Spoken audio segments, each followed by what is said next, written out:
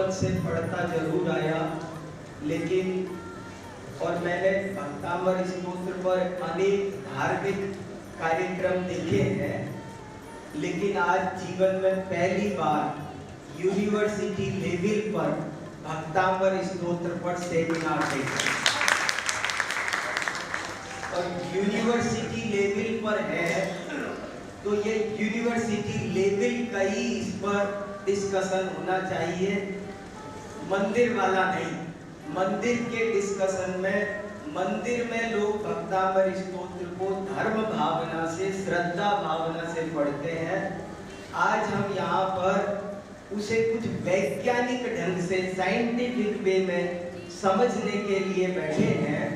इसलिए मैंने ये टाइटल चुना कि भक्तांबर स्तोत्र का रियली महत्व क्यों है, भक्तांबर स्तोत्र रियली क्यों महान है, उसमें क्या महानता है।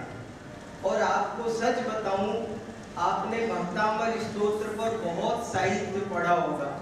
भक्तांबर स्तोत्र की प्रशंसा में बहुत सारे लेख आपने पढ़े होंगे। मैं पिछले 15 दिनों में ऐसे भी कुछ लेख पढ़कर आया हूं जिनमें भक्तांबर स्तोत्र की न्यूनता दिखाई गई है, उसकी कमियां भी दिखाई गई है।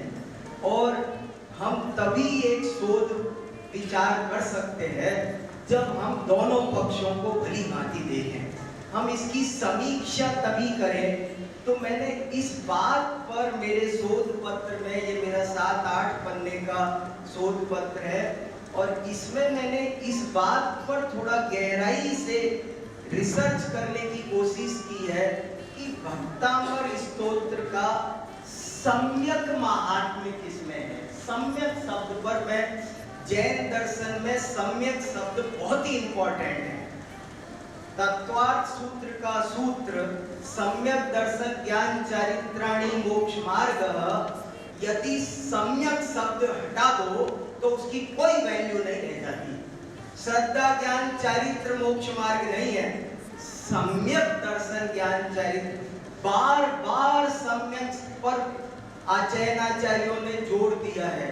10 लक्षण का क्रम आता है तो वो उस सम्यक शब्द को भी फिर जोड़ देकर उत्तम में डालते हैं।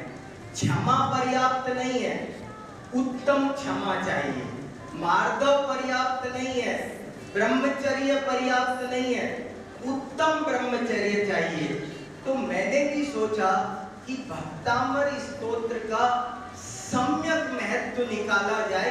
किस बात के कारण भक्तांबर महान है या नहीं है, हम शांति से विचार करते हैं। मैंने इसको रीस्टार्ट करके नए सिरे से चिंतन किया कि इसमें क्या है, और मुझे एक क्लू मिला बहुत इंपॉर्टेंट, कि स्वयं मानतुंग स्वामी ने सम्यक प्रणम्य, माने उन्होंने ये जोड़ दिया। माने प्रणम्य तो बहुत बड़ी बात कह दी थी, नम्य काफी था, प्रे लगा दिया, नम्य काफी था, प्रे लगा दिया तो हो गई ना बात। लेकिन नहीं, उनको भी ये एहसास था कि एक ही चीज का सदुपयोग भी होता है और दुरुपयोग भी होता है, और सदुपयोग जितना लाभदायक होता है, दुरुपयोग उतना ही ज्यादा हानिकारक भी होता है। तो कहीं ऐसा ना हो कि कोई इसका दुरुपयोग करे, इसीलिए उन्होंने, और ये सम्यक शब्द मानतुंग आचार्य ने एक 48 छंदों के काव्य में 3-4 बार प्रयोग किया है। 4 बार सम्यक शब्द का प्रयोग हुआ। त्वामेव सम्यक उपलभ्य, और फिर सम्यक शब्द लेकर आए बार बार। त्वत्संकथापि, कथापि कहते थे महाराज, नहीं, संकथापि, माने ये बहुत ही ज्यादा इंपॉर्टेंट बात थी। भक्तांबर स्तोत्र, जैसा अभी डॉक्टर तिवारी ने बात रखी, बहुत इंपॉर्टेंट बात रखी कि ये एक बहुत अभिव्यक्ति सौंदर्य का बहुत अनूठा उदाहरण है, और बिल्कुल ड्यूअलिटी को खत्म करके ये एक वीतराग सर्वज्ञ, जो धर्म एक है, उस धर्म को हाईलाइट करने का एक बहुत ही सुंदर प्रयास है। और इसी को अगर हम सावधानी से समझ लेंगे तब तो हम भक्तांबर स्तोत्र का लाभ उठा पाएंगे और वरना नहीं उठा पाएंगे। बहुत से लोग भक्तांबर स्तोत्र का पाठ कर, मैंने एक लेख ऐसा पढ़ा कि भक्तांबर स्तोत्र जैन स्तोत्र परंपरा का यदि ग्रंथ है तो जैन स्तोत्र परंपरा का आइडियल ग्रंथ, आदर्श मानक ग्रंथ तो समंतवज्र के स्तोत्र हैं, देवागम स्तोत्र, स्वयंभू स्तोत्र, ये हैं। और उनमें कैसी उच्च कोटि की फिलॉसफी भरी हुई है। वहां बात शुरुआत यहाँ से होती है, देवागम नवोयाना चामरादि विभूतया माया विश्वपित, चमत्कारों के निषेध से। और बराबर किस लिए वीतराग जिनेंद्र महान है, सत्वमेवासि निर्दोषों से बात शुरू हो। उनमें जो मूल स्तोत्र ग्रंथ है उनमें जो फिलॉसफी भरी हुई है वो तो भक्तांबर स्तोत्र में कहीं दिखाई नहीं देती है, वो तो गायब है। भक्तांबर स्तोत्र में अध्यात्म की, दर्शन की क्या बात है, सात तत्व का तो कहीं नाम तक नहीं है। कहीं जीव उद्गल भिन्न भिन्न है, शरीर आत्मा भिन्न भिन्न है, इतना तो नाम नहीं है क्या इसमें? क्यों इसको रोज रोज 24 घंटे अखंड पाठ की तरह पढ़ा जाए?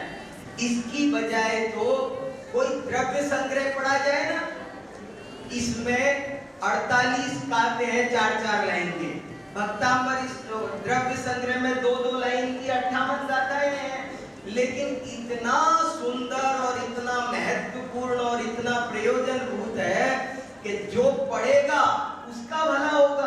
बार बार चिंतन का विषय द्रव्य संग्रह होना चाहिए, इष्टोपदेश होना चाहिए, यह भक्तांबर होना चाहिए। कहीं ऐसा तो नहीं हमने दुनिया भय और आशा से संचालित है और हमने उन्हीं को काम में लेकर के भक्तांबर स्तोत्र को जनता में फेंक दिया हो कि लो तुम संभालो और तुम्हें एक तमाशा, एक खिलौना मिल गया। ये भक्तांबर स्तोत्र के चमत्कारों के बारे में एक विद्वान ने ये लिखा है कि मेरे लेख में रेफरेंस दिए सारे, पेज नंबर लगा कर ये लिखा है कि भक्तांबर स्तोत्र के बारे में जो चमत्कारों की बात है वो या तो बाद में परवर्ती काल में किसी अंधकार काल में या तो गढ़ी गई और या इनका कोई लाक्षणिक अर्थ है। जो लोग साहित्य शास्त्र को नहीं जानते हैं वे उनको अभिधा में ग्रहण करते हैं, जबकि वे लक्षणा है। 48 ताले टूटने वाली घटना ये 48 ताले की नहीं, ये तो कर्म की 148 प्रकृति तोड़ने वाला ग्रंथ है। और मैं भक्तांबर कार स्वयं मानतुंग के शब्दों को खोजूं तो उन्होंने 4 बार ये लिखा कि भक्तांबर का सम्यक महात्म्य इसमें है कि भव जले पतताम जनाना, भव जल से पार हो जाओ, ये भक्तांबर का महात्म्य है। आगे चल के फिर लिखते हैं तुल्या भवन्ति भवतो नमुतेन किंवा, बहुत बड़ी बात लिख दी कि वो जो आपके समान बन जाना ये भक्तांबर का महत्व है। नहीं तो आखिर में फिर लिखा कि तम मान तुंग मवसा संपैति लक्ष्मी, स्वाधीन लक्ष्मी, मुक्ति लक्ष्मी की प्राप्ति, उसमें भक्तांबर का सम्यक महत्व होना चाहिए। मैं क्या कहूँ आपको, मुझे कुछ ऐसा लगता है कि जैसे कोई डायबिटिक का रोगी हो और उसे दवाई दी जा रही हो और वो नहीं लेता हो तो समझदार डॉक्टर बतासे में दवाई दे देता है। बतासा हानिकारक है लेकिन बतासे के बिना दवाई नहीं जाएगी। और यदि कोई चालाकी करके दवाई फेंक दे और पूरा बतासा खाए तो वो नुकसान कर जाएगा। भक्तांबर स्तोत्र में जो दवाई दी गई है वो दवाई हम तक पहुंचनी जरूरी है। बार बार उन्होंने पूजा, पूज्य, पूजा फल इनकी ओर संकेत किया है। भगवान वीतरागी होते हैं, रागी द्वेषी कभी भी नहीं होते हैं। ये बात क्लियर है। और ऐसा ना हो हमारे साथ में कि हम एक तरफ तो भक्तामर का अखंड पाठ करते चले जाएं और दूसरी तरफ हम रागी द्वेषी देवताओं की उपासना भी करते चले जाएं, तो हमको भक्तामर का सम्यक महात्म्य मिलने वाला नहीं है।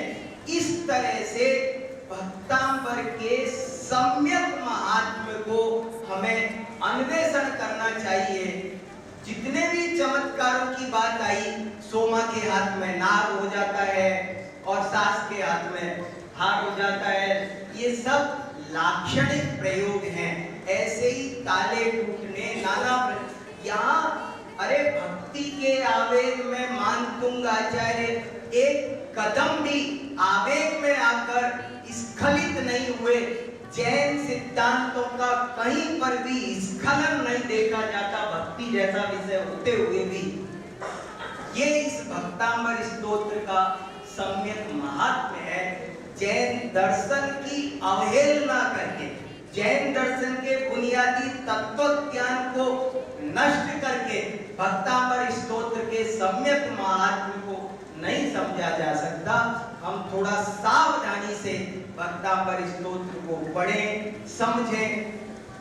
मानतुंग आचार्य ने, मैंने इस पर भी रिसर्च की कि मानतुंग आचार्य ने क्यों नहीं समंतभद्र जैसा स्तोत्र लिखा।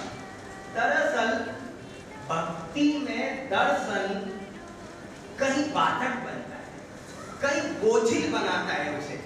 हेमचंद्र आदि ने भी स्तोत्र परंपरा लिखी, लेकिन उन्होंने चाहा उनको जन जन को आकर्षित करना था और उन्होंने तो तत्व ज्ञान की जो बुनियादी बात थी, भगवान वीतराग होते हैं, रागी द्वेषी नहीं होते हैं और भगवान की भक्ति करने का असली फल कोई लौकिक नहीं है, बल्कि किसी भी प्रकार से निर्भय हो जाना, एकदम निर्भय हो जाना और उन वीतराग भगवान के समान स्वयं बन जाना।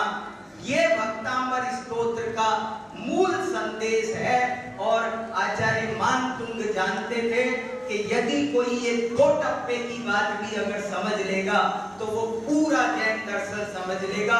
इसलिए वो ज्यादा फिलॉसफी में नहीं उलझे।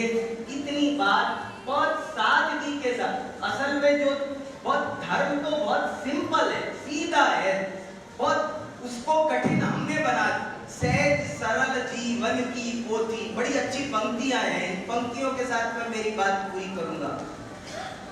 सहज सरल जीवन की पोथी, बड़ा कठिन अनुवाद हो गया। पद पद के लघु विश्रामों पर कैसा घोर विवाद हो गया।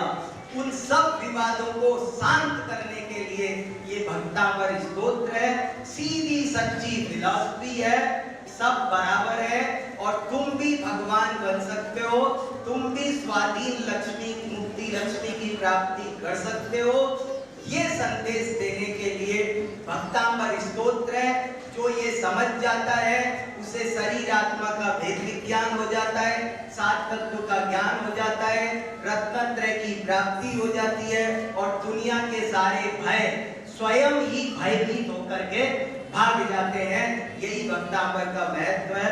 आपने मुझे समय दिया और शांति से सुना, इसके लिए बहुत बहुत धन्यवाद।